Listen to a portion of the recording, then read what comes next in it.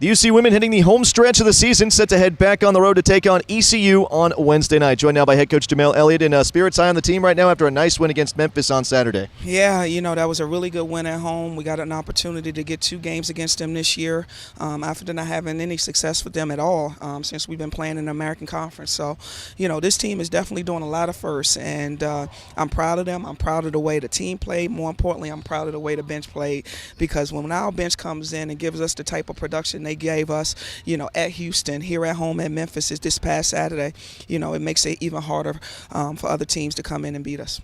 Yeah, we saw 20 points from your bench on Saturday, a career high from Angel Reiser, had 12 points. You talk about firsts, but now a recurring theme is your team finishing strong in these games. We saw Memphis make a run down the stretch, and your team was able to withstand that charge and be able to pull away at the finish, and that's something we saw against Houston last week, something that this team has continued to grow with this season. I think, when you're in positions where you have to make plays to win games down the stretch and you're not successful, it makes you that much more focused when you're in that position again.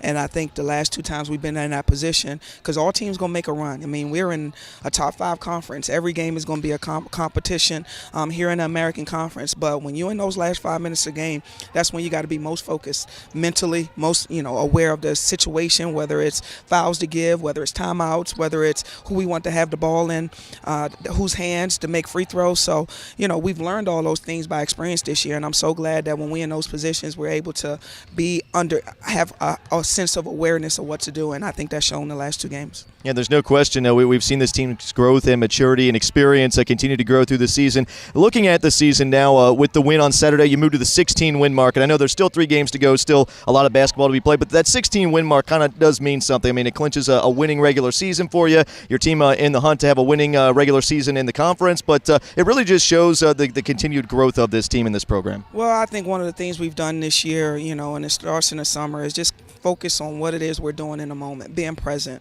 And I think the reason why we've been successful, I think, is because, you in practice, you're trying to get better in practice. You watching film, you're trying to get better by watching.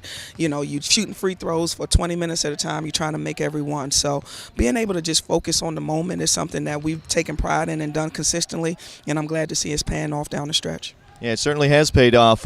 You're facing ECU here on Wednesday night, a team that you were able to defeat here at Fifth Third Arena. Things a little bit different now going on the road. In your mind, what are going to be some keys to getting a win here on Wednesday night? Well, ECU, their record doesn't show it, but they fight hard for 40 minutes. They're an athletic team. They play a lot of different defenses.